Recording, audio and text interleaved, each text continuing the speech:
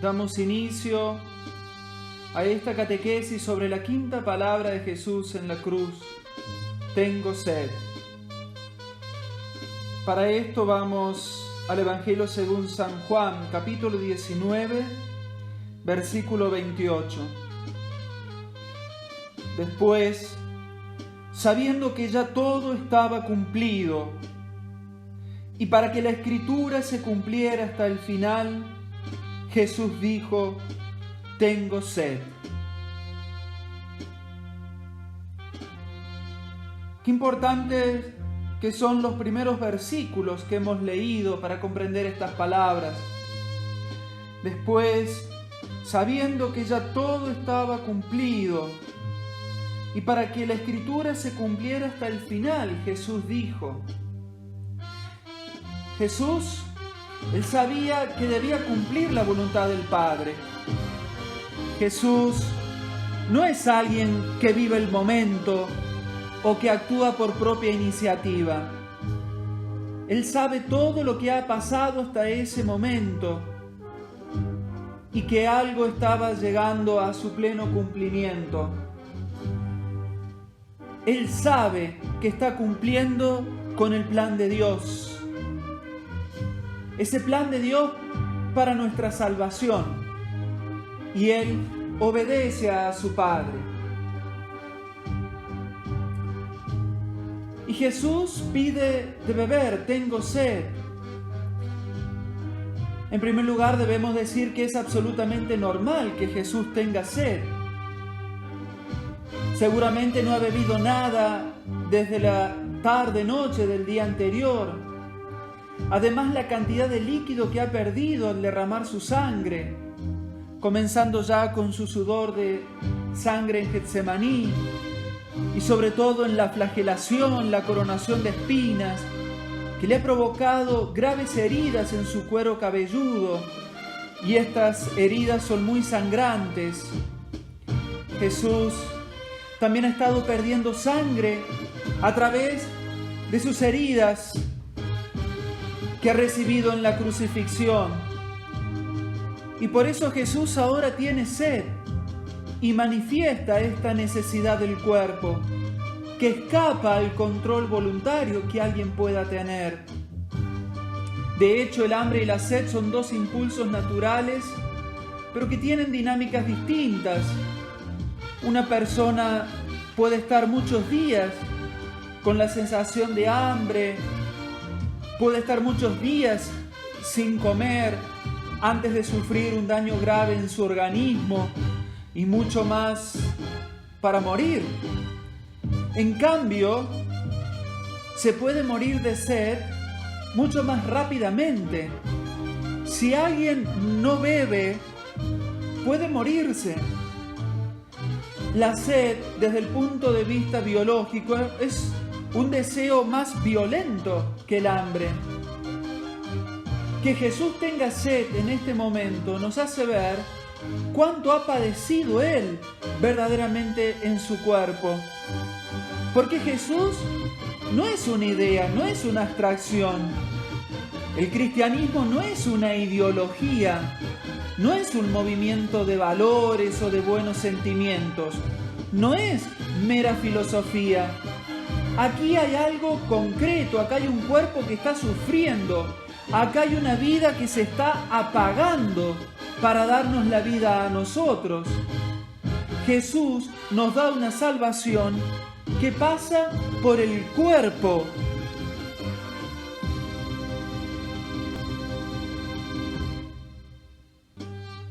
Y nuestra salvación, para que sea auténtica, también debe pasar por nuestro cuerpo.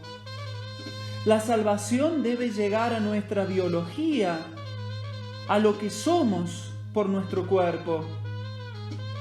Una vida auténticamente cristiana está plenamente asociada al cuerpo personal. Ya San Ireneo de León, a quien hemos citado en estas catequesis, dice: caro cardo salutis. La carne es el cardo de la salvación. ¿Y por qué? Porque hay una identidad una unidad entre nuestro cuerpo y nuestro ser. Nosotros somos nuestro cuerpo. Y Jesús no vino simplemente a salvar a las almas. Jesús vino a salvar a las personas íntegramente, con su alma y con su cuerpo. Y en este sentido, nosotros debemos entender cómo Jesús está expresando un deseo natural. A ver, tenemos que saber de que existen necesidades verdaderas y necesidades falsas, necesidades reales y necesidades provocadas o inducidas. De hecho, todo el mundo de la publicidad consiste en trabajar sobre los deseos de las personas, sobre las necesidades personales, que hacen que al influir sobre estas tendencias, las personas terminen por comprarse cosas que no necesitan verdaderamente.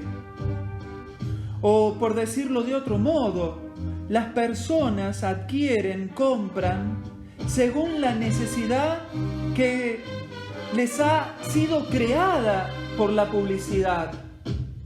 Pensemos, por ejemplo, en tantos objetos en nuestra vida que consideramos como absolutamente necesarios, a tal punto que si no los tuviésemos por momentos nos provoca graves problemas emocionales, como el celular, la computadora, un vehículo, el aire acondicionado, la calefacción. Todas estas cosas que nos pueden parecer absolutamente indispensables y que en muchas sociedades de hoy una vida sin estas comodidades no sería absolutamente pensable. Pero se dan cuenta de que, salvo raras excepciones, la vida biológica no depende de estas cosas. Nadie podría morirse por la pérdida de ellas. O por el contrario, cuando alguien atraviesa por una situación grave de salud, uno se da cuenta de que estas cosas verdaderamente no le ayudan de mucho y estaría dispuesto a entregar todo a cambio de recuperar su salud. Bueno, Jesús aquí está manifestando una necesidad que es vital. No se puede vivir sin beber. De hecho, Él está a punto de morir. Todo el sufrimiento que le ha tocado vivir acelera este proceso. Si bien la tortura de la crucifixión podía durar muchos días, Jesús muere antes. Es más, a los dos crucificados le tienen que quebrar las piernas para acelerarles el proceso de la muerte. Y Jesús muere poco tiempo después de haber pronunciado estas palabras. Por eso la necesidad de Jesús es real, no es inducida.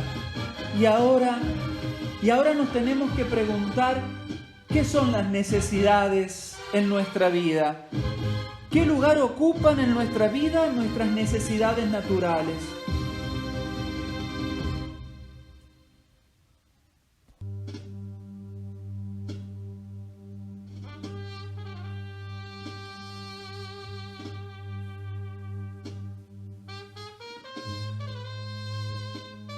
Bueno, ¿qué son nuestros deseos? Sean verdaderos o falsos. Bueno, nosotros tenemos que vivir con nuestros deseos. Por eso aquí necesitamos una luz para enfrentarnos con ellos, para hacernos cargo de nuestros deseos. Jesús está viviendo la necesidad de la sed.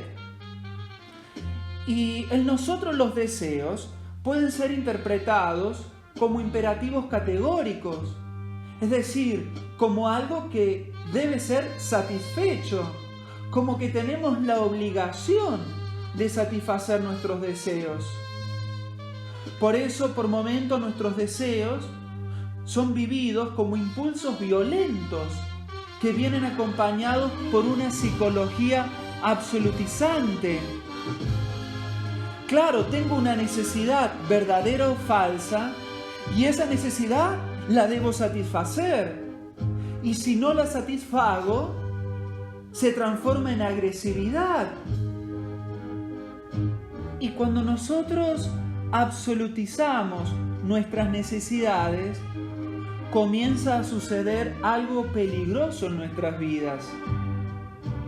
A ver, hay necesidades que son objetivas, que son realmente necesidades naturales, biológicas. Pero ¿cómo las vivimos? Normalmente podemos pensar de que tengo el derecho de satisfacer esa necesidad. Y esto es comprensible, porque estas necesidades brotan de un impulso natural. Es según la naturaleza que tenemos. Pero ¿qué sucede? Aquí, la vida que Jesucristo nos trae va más allá de una vida meramente natural. Aquí Jesucristo quiere que nosotros interpretemos nuestras necesidades de otra manera. Podemos pensar cómo los mártires han interpretado sus necesidades, especialmente su deseo de supervivencia. Cómo los mártires han renunciado al deseo de vivir para cumplir con otra dimensión de sus vidas, con otros deseos de sus vidas, por un deseo de excelencia que brota de la vida que Jesucristo nos trae. Porque nosotros debemos interpretar nuestras necesidades naturales en relación con el amor que Jesús nos trae.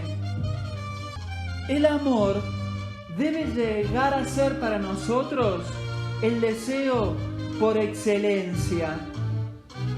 De hecho, el amor implica esta absurdidad de que se pueda morir por otra persona, que se pueda renunciar a beber, a comer, a tener lo necesario por otra persona. Nosotros vemos un amor auténtico en las personas cuando no nos dan lo que les sobra, sino cuando nos dan lo que necesitan, cuando nos dan el pan que tienen para sobrevivir, no cuando nos dan aquel que les sobra, sin correr ningún tipo de riesgo. Nosotros hemos visto el amor auténtico cuando alguien ha arriesgado la vida por nosotros. Por eso Jesús, aquí, ante algo que parece absolutamente impostergable, intocable, como puede ser una necesidad biológica de la sed, Él lo relativiza. En algunas circunstancias, ante las necesidades físicas, debemos dar prioridad al amor, al servicio, a la protección de los demás. Este es el modo concreto de manifestar nuestra fe y de mostrarnos como cristianos maduros. Cristianos que han sido verdaderamente transformados por Dios, que son capaces de exponer su integridad física por el bien de los demás, como el Señor Jesús lo ha hecho con cada uno de nosotros.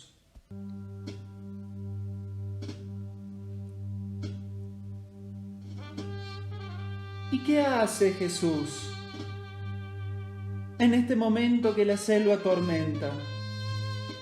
Él expresa su necesidad: tengo sed. Comunica este hecho. ¿Y qué significa esto? Antes de hacer de su necesidad una absolutización, Jesús quiere establecer una relación. Antes de pretender, de pedir, de exagerar, de reclamar, de imponerse, de quitar, el Señor pide, suplica. ¿A quién? ¿A los hombres? ¿A quién les pide de beber? ¿A los soldados que lo habían crucificado? En realidad, parecería que no. Jesús, recordemos, está viviendo todo su proceso de la crucifixión en una relación con el Padre. Por eso debemos pensar que estos estados físicos vinculados al beber, al comer, ya habían sido tratados por Jesús. Por ejemplo, en el Evangelio según San Mateo, en el capítulo 6. Por eso les digo, no se inquieten por su vida, pensando que van a comer, ni por su cuerpo, pensando con qué se van a vestir. No se inquieten entonces diciendo, ¿qué comeremos, qué beberemos o con qué nos vestiremos? Son los paganos los que van detrás de estas cosas. El Padre que está en el cielo sabe bien que ustedes las necesitan. Busquen primero el reino de Dios y su justicia, y todo lo demás se les dará por añadidura. Bueno, Jesús dice, no se preocupen por el comer o por el beber. No se preocupen por sus necesidades físicas. A ver, hay muchas personas que piensan, bueno, primero yo me debo asegurar la vida y después me pongo en relación con el Padre. Y en verdad, yo debería relacionarme primero con el Padre, confiarle a Él todas mis cosas de las cuales tengo necesidad y luego pensar en mí mismo. Fijémonos en la primera tentación que Jesús sufre en el desierto, cuando Satanás le pide que convierta las piedras en panes. Esta tentación es muy análoga y nos recuerda la tentación de Eva en el jardín del Edén. Es una tentación de comer. La serpiente induce una necesidad en Eva. Despierta en Eva una necesidad que ella no tenía. Es muy interesante el mecanismo que utiliza la serpiente. Jesús, en cambio, cuando es tentado, él tenía una necesidad. Él llevaba 40 días sin comer. Y por eso el tentador le dice, bueno, haz que las cosas estén a tu servicio. Pero Jesús le dice, yo vivo de otra cosa, no vivo solamente de pan. Es demasiado poco lo que me estás ofreciendo.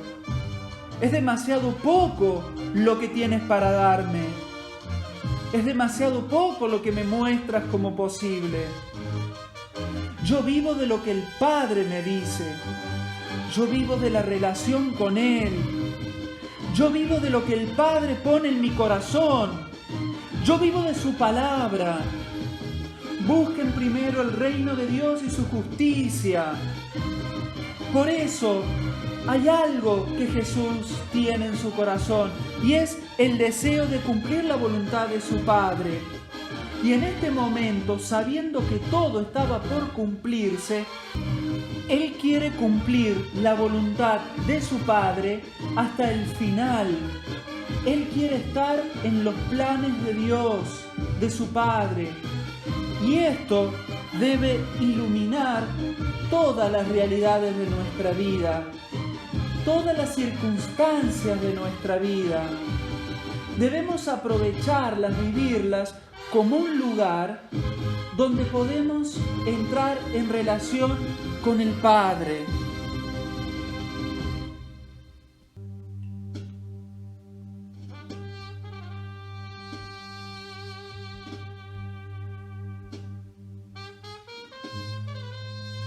Y todavía debemos considerar algo muy interesante.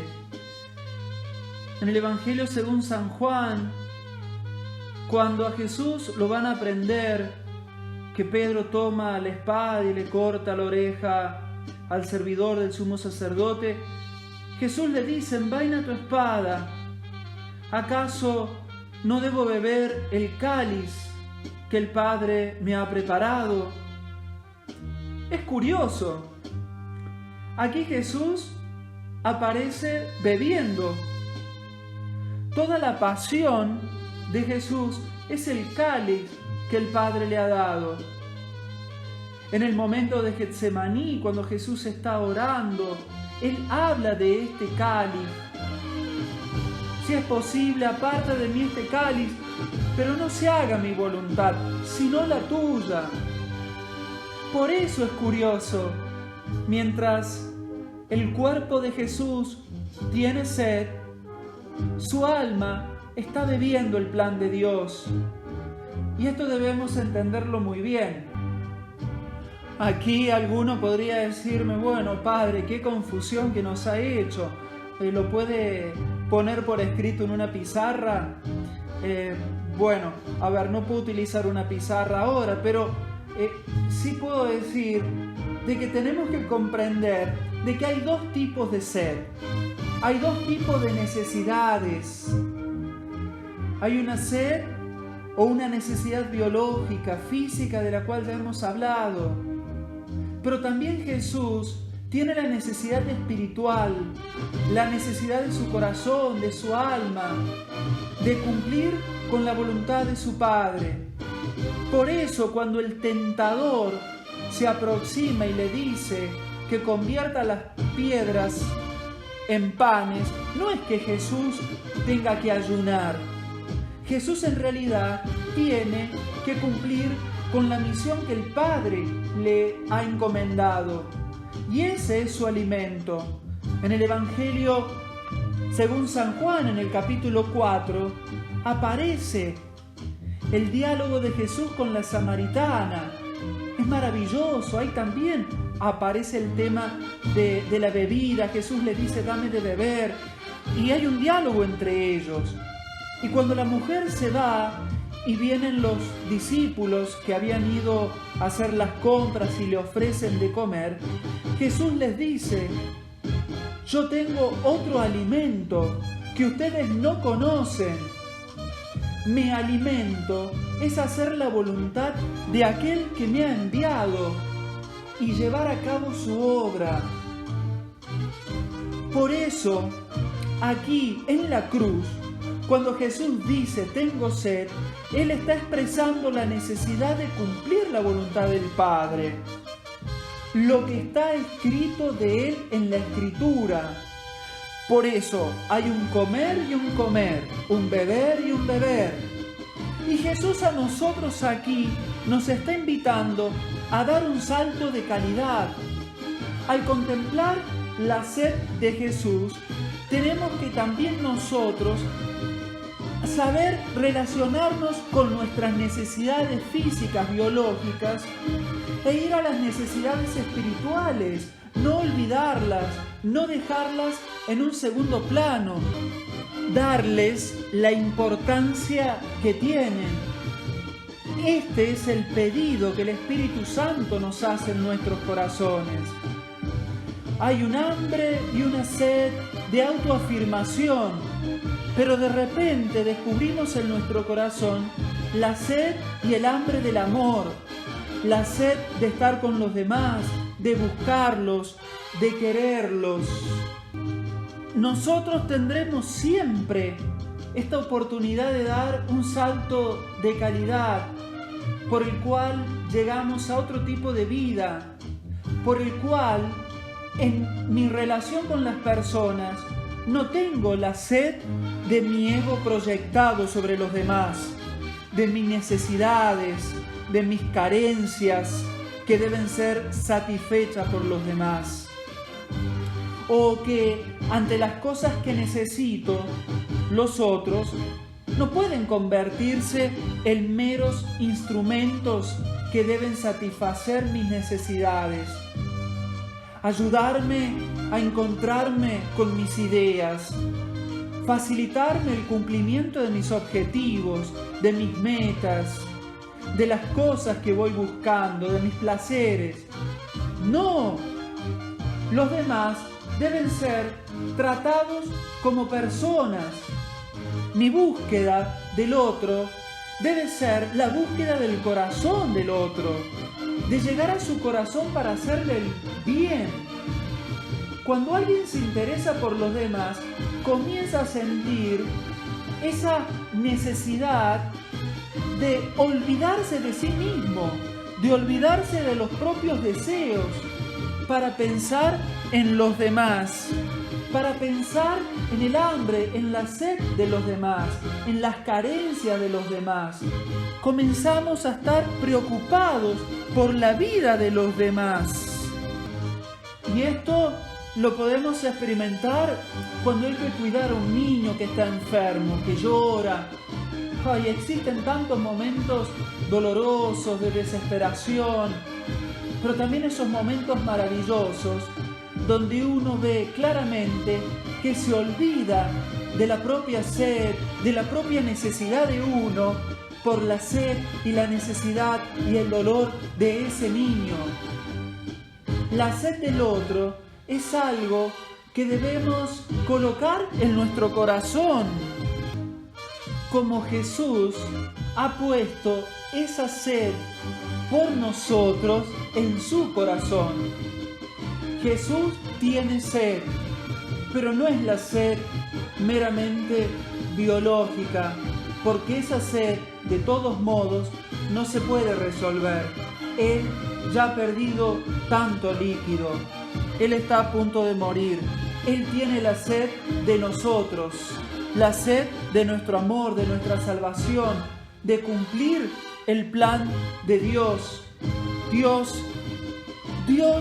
tiene sed de que nosotros tengamos sed de Él, como dice maravillosamente San Agustín. Él tiene sed de encontrarnos, de estar a nuestro lado, de darnos su amor, como un niño que tiene sed de una mirada, de un cariño, tiene sed de amor, tiene sed de una relación.